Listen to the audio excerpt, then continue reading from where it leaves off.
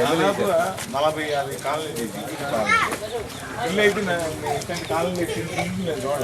మొత్తం పక్కా ఇల్లు కట్టించేసి అంటే కొత్త సైట్లు ఉండి అలాగే సైట్లు ఇచ్చిన తర్వాత ఇల్లు కట్టిన మామూలు జరుగుతుంది ఆ టైంలో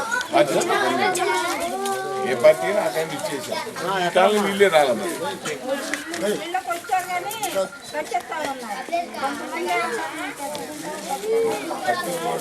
స్లాబ్ అయినా కూడా మన గవర్నమెంట్ ఎమ్మెల్యే ఇంట్రెస్ట్ ఉంటుందా మ్యాచింగ్ ఫండ్ ఏ రకరకాల ఇన్స్టిట్యూషన్ వచ్చేవాళ్ళు రకరకాల ఇన్స్టిట్యూషన్ బయట కనపడి మూడోసారి చూస్తున్నాయి కాలనీ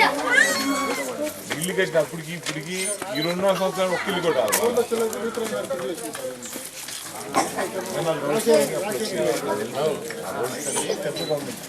తెచ్చుకోండి అదంతా ఒకసారి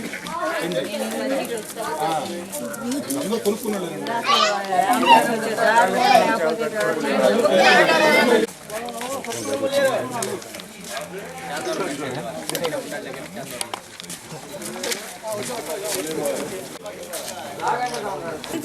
మా ముసలాయింది అయ్యా పెంచింది అది కూడా 4 సార్లు తిరుగుతున్నాను ఎట్టారో అని బాగాలేకపోతున్నాడు అక్కడే పెట్టుకున్నాడు అక్కడ రిటైర్మెంట్ అయ్యాడు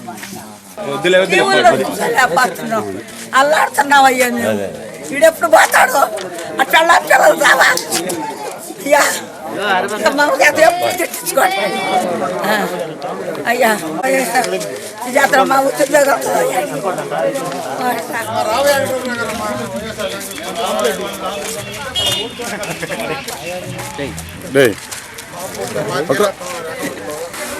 వైఎస్ఆర్ కాంగ్రెస్ పార్టీ గడప గడప కార్యక్రమంలో భాగంగా పొన్నూరు పట్టణంలో 7వ వార్డులోని డీవీసీ కాలనీకి సంబంధించిన మౌలిక వసతుల్లో చాలా లోటు డ్రైనేజ్ అదేవిధంగా కాలనీలో ఎక్కడా కూడా పక్కా ఇళ్లకు నిర్మాణానికి సంబంధించి ప్రభుత్వం ఇచ్చిన ఒక గృహం కూడా ఇప్పుడు 98లో ఇళ్ల స్థలాలు ఇచ్చే కార్యక్రమం ప్రాంతంలో జరిగితే ఈరోజు కూడా ప్రభుత్వం నుంచి ఒక గృహ నిర్మాణం కూడా లేకపోవడం అనేక మంది ఈరోజు ఇళ్ల స్థలాలు ఇచ్చిన బెనిఫిషియర్స్ సంబంధించి ఈ ప్రాంతం లేకపోవడం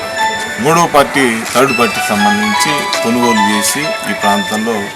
అద్దెకు ఉండేవాళ్ళు కానీ కొనుగోలు చేసినటువంటి కానీ చాలా అవకతవకలకు సంబంధించి ఈ ప్రాంతంలో ఎదుర్కొంటున్నప్పటికీ అదే కాకుండా ఎక్కడెక్కడో పని చేసుకుంటూ ఈ ప్రాంతంలో నివసించినటువంటి వ్యక్తులకు కావాల్సిన పెన్షన్లు ఇచ్చే కార్యక్రమంగా డ్వాక్రా మహిళ రుణమాఫీలు కానీ